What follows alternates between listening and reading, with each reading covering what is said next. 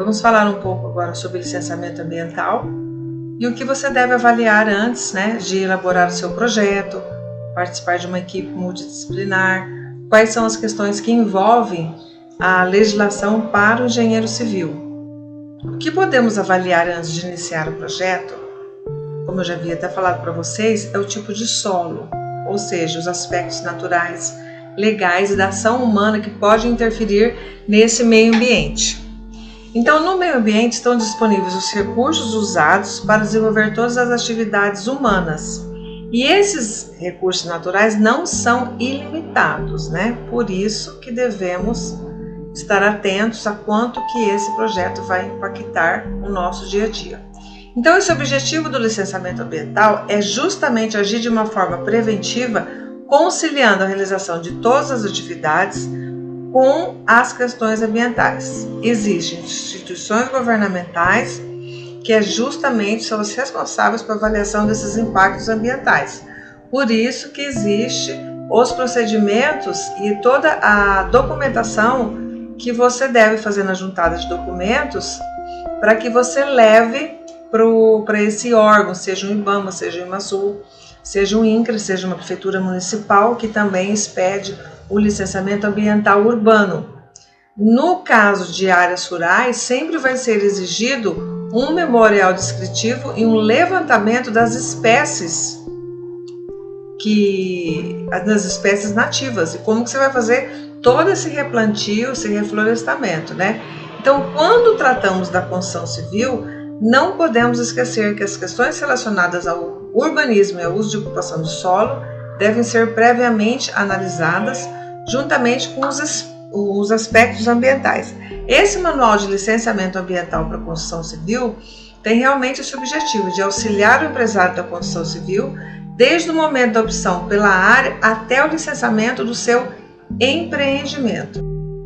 Aqui o objetivo é o que avaliar antes de optar por um empreendimento, reformar, comprar ou alugar um imóvel para construção. Muitas questões devem influenciar a opção por uma área. Então citamos, por exemplo, a área que está localizada em uma unidade de conservação, a presença de nascentes ou cursos d'água, o tombamento, a existência de passivo ambiental ou zoneamento urbanístico.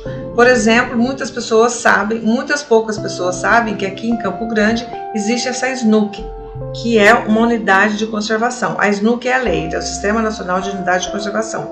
Aqui no Matas do Segredo, eu falo isso porque é aqui também no meu bairro, que é Matas do Segredo, que justamente é uma unidade de conservação. Quem cuida dessa unidade, gerencia, é o IMASU, por meio da gerência de fiscalização lá, ambiental. Tem uma unidade do IMASU lá dentro, uma unidade pequena, que eles fiscalizam e monitoram lá justamente a proteção ambiental. Então lá realmente é uma SNUC, uma unidade de conservação. Então lá tem nascente lá, tem tudo, né? E foi feito todo um processo para que seja feito aquele empreendimento, foi um estudo, tudo mais, tá? E é reconhecido pelo Estado, tá? Essa unidade de conservação. Então, o uso e ocupação de solo atribuiu as competências para determinar o uso e ocupação do solo. Por isso que existem os zoneamentos, né? Vou até mostrar para vocês aqui do município de Aquidauana que eu tenho um mapa e que são realmente normas para o ordenamento do seu território. Então, cada micro-região vai estar ligada às questões locais, ao tipo de obra, ao tipo de solo, tudo isso, né? Voltando a falar do Sistema Nacional de Unidades de Conservações da Natureza, também estabeleceu critérios e normas para a criação, implantação e gestão das unidades de conservação. Aqui no estado a gente tem o Geoparque da Bodoquena, né? Que entrou muita luta aí, muita coisa para ser aprovado, tá?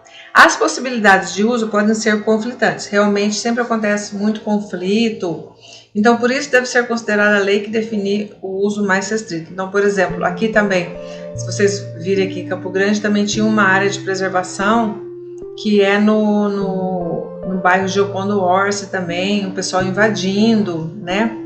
Então foi tudo reestruturado aqui na Via Parque, então a prefeitura fez um trabalho bem bacana, eu acompanhei o projeto. E então isso na realidade já foi numa outra esfera do município, Então ali era uma área de APP e eles conservaram. Depois eu vou falar para vocês um pouco dos parques lineares, que foi o objeto do meu mestrado também, que quando a gente vê também uma área de um manancial, um córrego, você pode também implementar e fazer esse projeto que se chama Parque Linear. Depois eu vou falar para vocês o que é. Na realidade, você faz uma reestruturação e um manejo dessa área.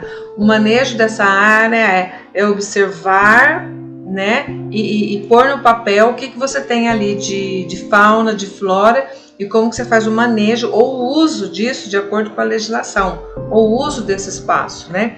Então, ao longo de todo o Córrego Segredo ali, foram feitos os parques lineares, e a prefeitura fez isso muito bem. Ela só não fez muito bem porque ela não fez todas as audiências públicas que tem que fazer com a comunidade. Então, nessa área do Córrego Segredo, a comunidade não foi muito bem consultada, né? Ela pulou algumas etapas. Mas é isso que acontece sempre com a administração pública, por conta disso, porque tudo existe uma pressa, uma urgência do recurso de sair, e aí fica essa incongruência, né? Incompatibilidade seria dessa data desse recurso para você gastar com o que você tem que executar. Então, justamente a atenção, esse cuidado poderá evitar obstáculos atrás do projeto.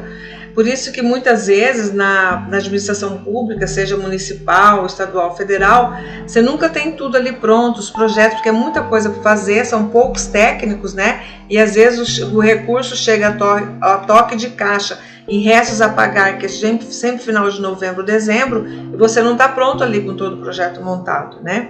Mas eu acho que mesmo assim foram muitas obras boas aqui no município de... Lembrando que as unidades de conservação, elas são consideradas sempre nas áreas rurais, bem como sua zona de amortecimento. Essa zona de amortecimento é que nem uma zona tampão, ou seja, a função dela é realmente de amortizar, né, os impactos, né, do entorno dessa unidade de conservação. Eu falei zona rural, mas na maioria dos casos, né, aqui a gente tem, como eu já falei para vocês, Parque Estadual Matas do Segredo. Lá é uma área urbana ainda, né? Aqui na saída de Cuiabá. E lá tem também essa zona de amortecimento. E vale saber que essa zona de amortecimento, se ela não for estabelecida formalmente no plano de manejo que você vai protocolar lá no IMASU, ela já é legalmente estabelecida como área circundante de uma unidade de conservação num raio de 10 km. Então é muita coisa. Aqui na Mata do Segredo, acho que não deve ter esses 10 km, não. Agora no Geoparque da Bodoquena deve ter, porque lá é uma área muito grande. E continuando no nosso manual de licenciamento ambiental, a gente vai para áreas de marinha também, que são as áreas que, como a lei definiu, sendo da União, e exige-se o registro da Secretaria de Patrimônio, né, para seu uso. Os tombamentos, né, que a gente tem dos IFAMs aí, que são os prédios históricos, e o tombamento pode ocorrer sempre em 3 níveis de federação. O histórico do uso da área. Então, por exemplo, o histórico do uso da área pode ser um determinante na escolha da área a ser construída, né? Então, pode ocorrer também uma atividade que não foi encerrada de forma adequada, deixando o ambiente contaminado ou degradado. O que é passivo ambiental? Os legais são registros e cadastros junto às instituições governamentais, cumprimento de legislações, elaboração de estudos ambientais. Os físicos são áreas contaminadas por resíduos nocivos, contaminação de solo. Aqui eu vou dar um exemplo para vocês de passivo ambiental, que é toda o Campo Grande é um município que ele é cortado por muitos córregos, né? Muitas áreas de córregos aqui. E nessa área que está alocado o Instituto Federal, na área que está alocado o Instituto Federal, que foi uma área doada, né, pela Prefeitura Municipal, além de ser um dos braços do córrego Lagoa, o lençol freático lá é bem raso, ocorreu que a empresa não fez de tudo ali um relatório de sondagem. Então, onde ia ser a área de estacionamento que é hoje, começou ali a se fazer o aterro, começou a se fazer as coisas, descobriu-se também que havia um passivo ambiental ali de contaminação de solo, de lixão, de áreas degradadas, né? E aconteceu tudo isso. Então, o que teve que se retirar? 20 mil metros cúbicos de todo aquele material de lixo, de lixão, contaminação, que tinha muito lixo mesmo, tudo que você pode imaginar. E o que teve que fazer nesse momento? Nesse momento, parou-se a obra para fazer um aditivo de contrato. Precisou parar a obra. E quando acontece isso, demora a obra pública. Por quê? Porque tem que fazer o aditivo de contrato, fazer uma planilha. Dentro dessa planilha nova, a planilha nova dentro da planilha antiga é um aditivo, ser tramitado dentro do próprio órgão, obter-se o recurso, obter assinaturas de todas as pró-reitorias, justificativa técnica, todo mundo assinando. É um trâmite de mais de 3 meses, sendo bem otimista. Quem está olhando do lado de fora acha que essa obra está parada, porque estão roubando, porque não fazem nada, porque não sei o que. Não. Se você seguir o trâmite da administração pública, é assim que acontece. Existia um aditivo de contrato de obra, para tudo, até continuar a execução. Parou tudo para quê? Para legalizar, regularizar aquele aditivo de obra, para saber se tem recurso, para saber se pode fazer isso, né? Fazer uma avaliação técnica, um engenheiro ir lá, e se realmente estava no projeto. Então estava no projeto sim o estacionamento, mas a empresa não foi muito legal, não fez o relatório de sondagem, ele é abrangente, toda a área, que também era até impossível, né, de fazer, foi mais no fundo do terreno, e descobriu tudo isso. Então essas coisas, gente, acontecem em qualquer obra. O que cabe a nós, engenheiros, é ter essa inteligência emocional, essa flexibilidade socioemocional, de você saber lidar com esses desafios do dia a dia, né? Então tem tudo isso que acontece. Então ali foi um passivo ambiental bem feio, ainda bem que a gente pôde corrigir tudo aquilo, né? Então os passivos de danos ambientais acompanham o imóvel, né? É o que aconteceu, foi uma área cedida e infelizmente ocorreu isso, tem que se resolver, porque a obra estava no meio, né, gente? Então, o que mais que a gente tem aqui? Ocupação de áreas de APP, se tiver um imóvel também no meio dessa área, tem que estar sempre fazendo plano de manejo, né? As horas consideradas pelo Código Florestal, áreas de APP, por exemplo, se eu tenho um curso d'água menor que 10 metros, ambas os lados tem que ter uma largura mínima de 30 metros. Para que serve essa área de APP em ambos os lados desse curso d'água, desse rio? Ele está preservando, gente, toda aquela cadeia alimentar dos animais, das pequenas espécies, né, daquelas microespécies que a gente não vê, aquelas minhoquinhas que o peixe vai se alimentar, o pássaro que precisa parar ali aos lados da beira do rio para comer essas coisas. Então todo é um ecossistema ali que funciona, né, ao lado desse curso d'água. Então realmente essas margens elas têm que ser protegidas. Então se já é um rio maior aí de 50 a 200 metros de largura, tem que ter uma largura mínima de APP aí, né, de 100 metros. É tudo isso, né, gente? Em torno dos lagos e lagoas naturais, tanto de zona rural como zona urbana. Aqui que a gente tem essa lagoa no bairro Tiradentes, na Lagoa de Itatiaia, ali tem, é uma zona urbana e realmente tem uma APP lá de mais de 30 metros todo ao redor ali. Então ali você não pode fazer nada, um plano de manejo, né? O máximo que você pode pôr, mas eu acho que não tem nada não, os bancos estão só nas calçadas mesmo, né?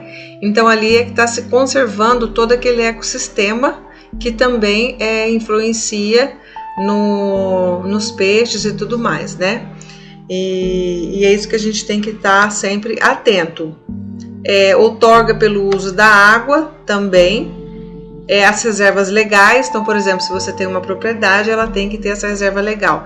Quem emite tudo isso, que é o CAR, né, Cadastro Ambiental Rural, é pelo INCRA. Então você pode protocolar tudo lá, você vê com um engenheiro agrônomo, com um cartógrafo, com um biólogo, ele pode estar assinando isso. Não sei se o biólogo pode, gente. Mas assim, e eu acho que o engenheiro civil, eu acho que ele não pode, tem que ser um engenheiro ambiental, tá? Ou florestal também, gente, tem um engenheiro florestal aí. Tem muitos cursos bons aí na nossa UEMS aí de Aquidauana. Então essa reserva legal, por exemplo, você tem uma determinada propriedade e ali não te cabe os 20% da reserva legal. Então você pode averbar na sua escritura daquela propriedade uma outra reserva legal que esteja em outro local, que você comprou, que você averbou na sua escritura. Isso pode ser feito sim, tá? E a supressão de vegetação. Então, caso o imóvel possua uma vegetação muito densa, é importante identificar suas características, né? Mata Atlântica, estágio sucessional às espécies. Isso porque determinadas espécies têm sua supressão vedada por lei. Então, em muitos casos, tem árvores aí que você não pode mexer em nada. Agora, a competência para a autorização de supressão de vegetação pode ser do órgão municipal, a depender das características da vegetação. É meio complicado supressão de vegetação, mas isso você pode fazer um plano de manejo, geralmente você protocola também no IMASU.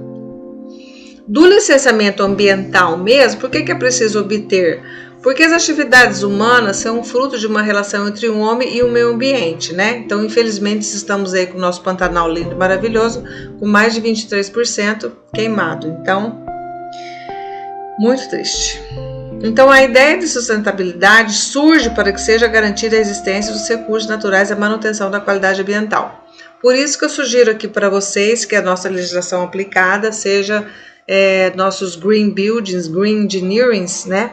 Para a gente estar sempre atento ao reuso do material, né? Ao reuso de águas pluviais na sua obra. Tantas coisas a gente pode fazer com eficiência energética, né? Propor aí que 2, 3 proprietários possam dividir essa eficiência energética, essas placas solares. Dá para fazer muita coisa, né, gente? Então, a gente tem que ver o nosso entorno do nosso projeto. O engenheiro deve ter um olhar sistêmico, né? Para a gente tá atento a tudo isso. Então, é obrigação do empreendedor buscar a licença ambiental junto ao órgão competente, né? Desde as etapas iniciais do planejamento até a instalação. Então, vamos lembrando ali a nossa licença provisória de instalação e de operação. Tudo isso dentro do IMASU. Então, se você está trabalhando numa equipe multidisciplinar, vocês vão protocolar no IMASU. Então, você tem que obedecer tudo isso. É demorado, vai sempre o técnico do IMASU. Geralmente lá eles nunca têm carro, às vezes não tem carro, não tem gasolina, demora mesmo, mas aí geralmente você pode até oferecer uma carona, né? Vocês vão juntos, fazem toda a vistoria do local, pega os pontos de GPS, verifica todo o projeto, é demorado, fica o dia inteiro andando na área, né? Até ver se está compatibilizado a área com o projeto que você está protocolando, né? Claro que ele também não vai chegar num ponto de estar verificando todas a vegetação, a mata nativa, mas ele vai atrás. Do engenheiro civil, nesse caso, ele pode estar fazendo as edificações, os projetos e tudo mais, e as peças técnicas aí que precisam. E quais os problemas para enfrentar sem a licença ambiental? Tem um crime previsto em lei, né? Que realmente é a lei estadual que compete essa legislação. E quais atividades que estão sujeitas a licenciamento? Gente, maioria, qualquer indústria em zona rural, em zona rural, essa indústria do fango que tem aqui em Campo Grande, assentamentos, as usinas, né? Seja de qualquer tipo, e não se esquecendo que também tem do município. Então, qualquer coisa que você vai fazer na Indubrasil, né? Que é o zoneamento que a gente tem aqui para a indústria, você vai fazer uma madeireira, mesmo que esteja meio afastada, em um bairro, tem que ter anuência